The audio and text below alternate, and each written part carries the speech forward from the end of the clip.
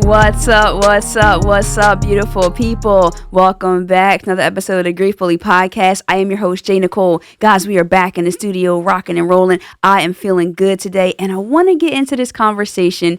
Please, please, please, again, do not shoot the messenger. But I am curious if you feel your grief has made you a hater.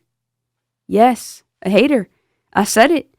Now, don't start hating on me after I have this conversation. But as a lot of my topics, they come from social media. And I was scrolling and I saw this conversation on an Instagram story of a couple that I follow. And I have a great amount of respect and admiration for them. And so it caught my attention in the regard of how our minds really work. And I think it's also our subconscious. But why are we this way? What does it derive from? I'm going to tell you now. I don't have an answer to the conversation, but I want to put it out there. I think I've been in that bag lately, if you will, and so I want to go there. Grief, by definition, is sorrow. It can be also considered a loss of a relationship, a loss of a career, a loss of an ability, whatever it is in life. It's not death. I think a lot of times we look at grief and we hear the word grief, we hear the mourning, and we think about funerals and sadness in that way. And so it gets put in that bucket. But really, grief can pertain to so many areas and aspects of our lives. So in this particular situation, going back to the Instagram story, this particular person is now pregnant and has a happy marriage, and they broadcast it and they show their love. And it's all over social media. They've had a lot of success in that way. So a big following. One person can say, well, a big following calls for certain feedback, certain levels. You put yourself out there, you're going to hear certain things. But I personally don't think that that takes away from the pain or the annoyance or aggravation that one could feel after hearing certain comments. So again, the couple are right now expecting their first child. Okay, J.Nicole, what's the big deal? Great, they're expecting their first child. They're posting on social media. People are saying things, whatever. But the woman actually a couple years ago just overcame a crazy battle with cancer, and at just the age of 27. And so now for them to be able to be expecting their child is such a beautiful, amazing thing. And for me, I look at it and I say, wow, God is so good. And I look at that in excitement. But she was sharing and showed a comment of how someone's like, oh, it doesn't take that much. When I was pregnant, I wasn't doing that much. Something along those lines, because they posted recently some reels and pictures from their maternity shoot and all of that stuff. And so it had me thinking, why do we do this? And it goes back to my original point when I started this conversation. Does our grief make us a hater? So because we're looking out and we're seeing what someone else is going through and becoming envious and we're feeling a certain way, okay, that's one thing. I think that's a very normal, natural experience. If you're watching something, and even a young lady, she was talking about this on her story, saying that rightfully so, it makes sense. If you maybe had a miscarriage and then you see someone pregnant, you could feel a little envy. You could feel a little sad that can make you feel a little bit hurt. But where I'm saying the word hater is this. You become a hater, in my book, when you make the negative comment. So all before that, normal, natural feelings and emotions. When we see people that have things that we don't have, we can feel a certain way about that. But when you cross that line to go and leave a comment about that, I think you're a hater. Call it what you want. Because why did you have to say that? Why are you trying to steal someone else's joy? What place is that coming from within you to even do that? And this is the thing, we only see certain clips and snips of people's lives. So if you're just seeing joy and happiness from people, why would you even want to say anything? Why would you want to put that into their space? Unless there's some sort of jealousy, envy. And don't get me wrong, I'm not saying that our sorrow and our grief and our pain makes us envious of others. But I do think the feeling of without can create an array of emotions. But keep it to yourself. Maybe speak to your therapist or your counselor or someone else in your life that you trust. But to put that out there on other people, that's hating. Because what do you think someone is going to feel when they read that? Because I think we have this assumption that because people put their lives out there and they share who they are or whatever, that they just naturally have a thick skin. Maybe their why is bigger than their fear. So maybe their purpose and the reason why they're putting themselves out there, it's to show people, to add. There was one lady who also commented and was saying that she had a miscarriage right before she found out that she had cancer. And so seeing this couple have their baby gives her hope. So it's like hope or hate, hope or hate. Where are you falling in that line? And I would love to encourage us to pray for people, to be happy for people. And it's not always easy because I've never been through these experiences. So if I had a miscarriage, I don't know that it would be easy for me to be happy for someone else. And that's fair. That's totally fair. But why do we have to put our unhappiness, our bitterness, our doubt on other people? That's what I'm saying. So I guess this conversation is about the hating, but it's also about establishing boundaries that make sense and dealing with our own internal issues. And this is the other thing too, from the same conversation. Our lens that we can see people through are based on our experience. So this couple, they're very happy, very loving. They're very forward with that. And so she was saying that it could make sense that someone who doesn't have that or haven't experienced it would raise doubt in their mind. So again, it goes to the comments. Oh, her husband, he probably cheating. He got to be cheating. They're probably not really that happy offline. Like, why is that so? Why is that so when we're all individual people and we have different experiences? It can be true that a couple can be monogamous and faithful. But just because that's not your experience and maybe you do have doubt, you don't have to say that. And you also don't necessarily have to think that. But to tell you what to think, I would also maybe kind of be hating on your situation, trying to tell you how to move through your grief and move through your life. But what I'm trying to really bring the whole point here is that we're all dealing with sorrow on different levels. And so when we see joy and happiness and peace and love being exemplified and put out there, let's gravitate towards that. Let's pull that. And then let's pass that on. Let's not put that on other people, because your season will come where those tables will turn and you will not like the way that feels. When I think about something, I'm not a big gossiper, I'm going to be honest with you, but I can fall into that little trap sometimes and get a little gossipy and say a little few things. But I check myself very frequently. And the reason why is because I am well aware that there will come a season in my life where I would wish that people would have shut their mouths and minded their business. I would not want people commenting on what I'm going through, saying negative things about me, questioning certain stuff. And if I am doing it, I'm not doing this publicly and saying this directly to people. Again, it's pretty rare.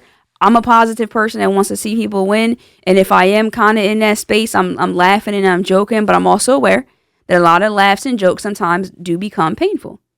And it goes to this point here, as we kind of start to bring this a little bit full circle in this particular topic, is when we were kids, maybe you heard the whole sticks and stones may break my bones, but names will never hurt me. I'm going to go ahead and say the devil is a liar, Alex, for 500. Because words do hurt. Words do hurt. And I think when we spew hate, that hurt is coming from a hurtful place. So this is the other thing. When we're continuing on our journey and we're doing these self-reflections and we're trying to heal and we're trying to grow and find out who we are and we need other whys, I would say I want to continue to heal and continue to grow so that my hurt doesn't hurt other people. And that's strangers. We're hurting strangers. We're saying things to people that we don't even know. Like, that's extremely reckless and sad. It's sad. It saddens me that there are people that operate in that spirit and that mindset that cannot be quiet. I don't even say happy, because I think, for example, if I see people who have their dad and they have this relationship, or they have their grandmothers, and it's like something that I just don't have and I miss dearly and immensely. If I see people with their grandmom, I've said it before, I'm kind of hating on you a little bit, feeling a little envious, feeling a little jealous in that way. But I'm not going to go up to you and be like, yeah, whatever, man. Your grandma probably corny. Your grandma is whack, bro. She don't got nothing on my grandma. I'm like, that's how that sounds. As crazy as that may have sounded to you as I was saying that out loud, that's how that looks.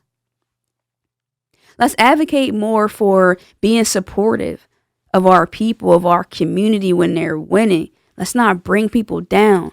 It's not just the sticks and the stones, the words will also hurt. So that's kind of what I wanted to touch on there. Let it be what it will be when it comes to that. But if you don't have anything nice to say, don't say it at all.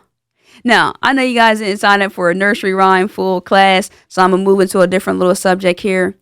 I want to kind of piggyback off of a conversation that I had on our last episode that on social media kind of went a little teeny bit viral. I'm going to say like a nano bit. We got a little bit of posts, a little bit of credibility, and the conversation went way further than I could have imagined.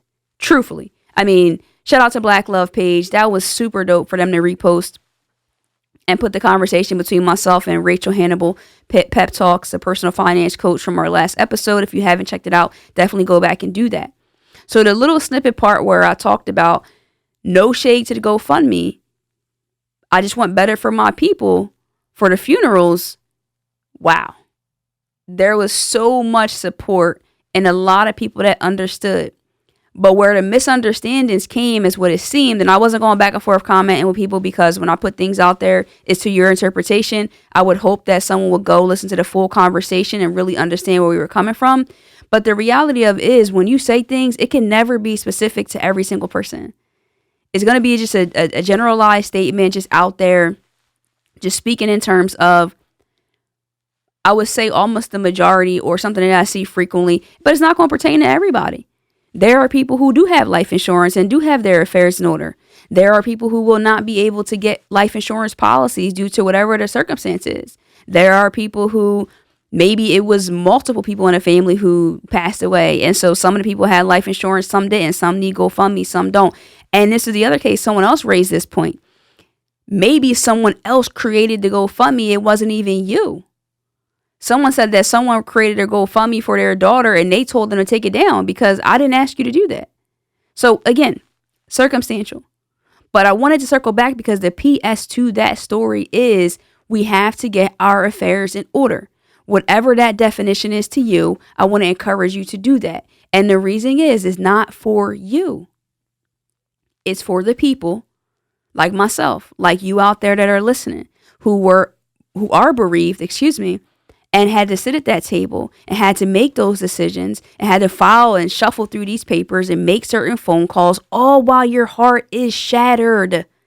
Please hear me what I'm saying. If we look at circumstances and situations and seats that we've had to sit in, why would we want to put other people in that?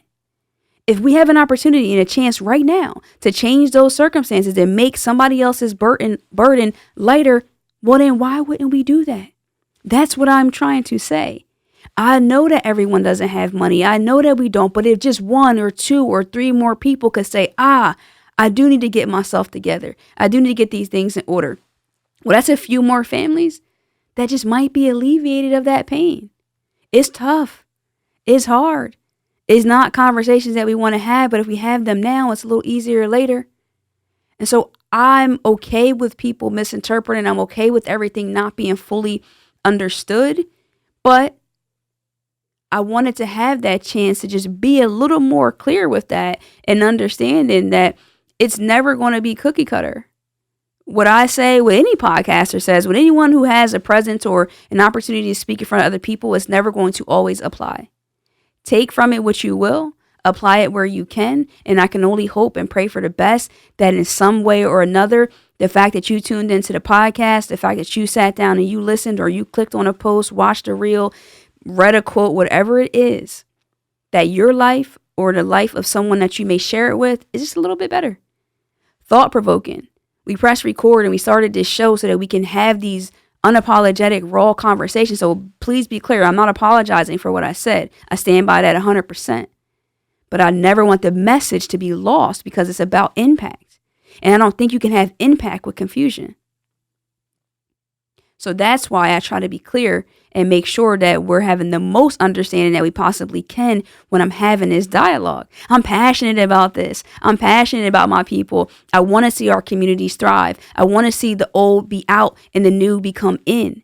And when we're talking about mental health and we're talking about peace and we're talking about all that, wow, to be able to sleep at night knowing that, God forbid, tomorrow was my last day, everything is in order as best as it possibly can. My people are going to be okay. Because this is the thing. Think about it this way. I'm going to leave you kind of with this nugget. If you can't think of it another way, if you can't find a fire, you don't really care, it's irrelevant to you. When you leave here, how you leave things is like your last gift for the people that you love. I cannot change the pain. I will not be able to. My people that gone on, they weren't able to change the pain that you feel when they're gone. But you can take that burden off their back. Just an ounce more of peace. That when they're following through those closets and they're like, wow, look at all of this in order. It's color coded. I know who to call, where the accounts are, what the passwords are, what policies they have, what plans they have, what their job, who do I need to speak to? All of that stuff is there. At some point, they're going to say, even if it's silently, thank you. Thank you. I told you, my dad had his stuff in order. I knew where everything was. It wasn't anything to really look through and go through. Granted, like I said before, there wasn't really policies in that regard, but there was a little peace in that situation. That's what I'm hoping that just hits you somewhere in the heart. And if you have yours in order, start talking to those people in your house, talking to your family, talking to your friends. Y'all got life insurance? And I'm like, oh, yo, did you get those Yeezys? You got them new sneakers? What's up with your policy? You good? You got it. What do you have going on? I don't want to beat you guys up too much more.